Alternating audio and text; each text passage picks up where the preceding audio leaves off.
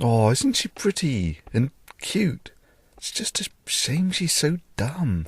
Oh, now, Thunderfoot, how can you besmirch a pretty young thing like that? Justify yourself, man. Well, okay. First, what is she wearing on her head? Yeah, this girl thinks that wearing a sheet over her head will show an ancient magical desert spectre that she respects him. But shouldn't we respect her faith and religion? Well, no. Simply no. And I'll tell you why. You see, all cults and religions put up these barriers to make it harder to leave. They have repetitive rituals that socially make it hard to leave the religion, and I have to give it to it, Islam is king when it comes to these barriers. For instance, wear a sheet on your head and it will show an ancient magical desert genie that you respect him. And if you don't, you are instantly recognisable as a social pariah. I mean, come on, why would an all-powerful God really care about what you wear on your head? Or shaving is evil and growing a beard will please the ancient desert magical pixie. And of course, not conforming will make you instantly recognisable as a social pariah. But come on, why would a powerful God actually care what happens to what comes out of the hair follicles on your face? Or get down on your knees 5 times a day. After all, praying 5 times as often might not be any more effective than a prayer convention in Texas praying for rain. But damn, 5 times a day makes it virtually impossible for your typical herding human to escape the claws of the religion. And then, of course, leave Islam and we will kill you. What is the penalty for leaving the Muslim faith? To be honest, I cannot back that point up. Dr. Mukadam, what is the penalty for apostasy? And, before... We keep coming down this apostasy. Well, Give us a quick answer on what is the penalty for apostasy, and we'll come and do it. You very well know, if it's an Islamic country, then the Sharia is very clear. Apostasy is dealt with the death penalty. Thank you, that's all I want to hear. You know, like that guy in Iran at the moment who is purportedly born a Muslim. So now that he's grown up and says that he's a Christian, this obviously means that under Islamic law, as practiced in an Islamic country, that he should be executed. It's all designed to create social conformity to the religion and to make it harder to leave.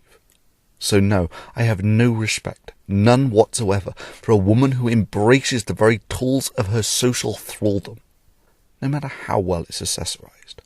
To me, putting a sheet over your head to appease some desert spectre commands exactly as much respect as putting a box of ramen noodles down your jockstrap to show the flying spaghetti monster how much you love him. But that's not the only reason this Islamic makeup girl is dumb. She abused the Digital Millennium Copyright Act. She filed DMCAs for her own purposes when Potholer 54 had the temerity to draw attention to her scientific illiteracy that she decided to vocally parade on YouTube. Sorry, girl, but that's a big no-no. You choose to inject your scientific illiteracy into this forum. But first and foremost, I'm a scientist with a first-class honours degree in human biology from a top British university. Yes, I believe that the first human being, our ancestor Adam, peace be upon him, was created by God in heaven. And now you have no grounds whatsoever to complain when you get called on it. Now, a more compassionate and understanding guy than Potholer 54 you will not find. But I'm not Potholer. Indeed, for me, this free and open forum thing is one of those black and white, never compromise type issues. Never compromise.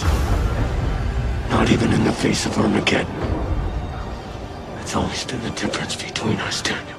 You see, when you filed those DMCAs, you claimed under penalty of perjury, a criminal offence, that you owned the copyright.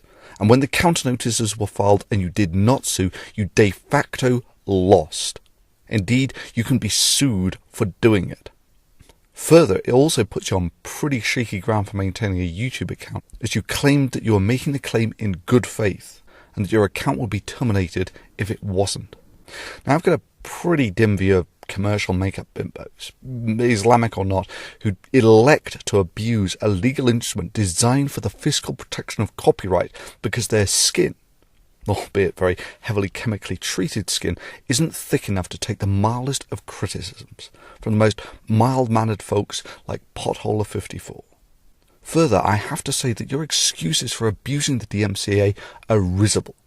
Indeed, you might as well have been parroting word for word PCS. And this is how he ended up. This is an apology from myself to Thunderfoot and other YouTube users. I confirm that the contents of this apology are true and accurate. My username on YouTube is VenomFangX. As many of you may know, there has been a dispute between Thunderfoot and myself over the past few weeks. We have resolved that dispute, and as part of the resolution, I am here to express my regret for the misuse of the Digital Millennium Copyright Act to serve takedown notices in relation to a number of Thunderfoot's videos on YouTube. Now, if you and your staff had just admitted that you got it wrong and that you'd abused the DMCA out of naivety, I could have let this one slide and we could have chalked it up to Allah giving you bad advice because he wasn't up to speed on modern copyright law or something. But that's not what happened. You acted like you'd done nothing wrong. And that's bull. And it sets a lousy precedent. And that's why I'm making this video. So you can file a DMCA against this video in bad faith if you want. And when you lose the counter notice, we will see if YouTube makes good on its promise to terminate the accounts of those who persistently abuse the legal instrument of the DMCA.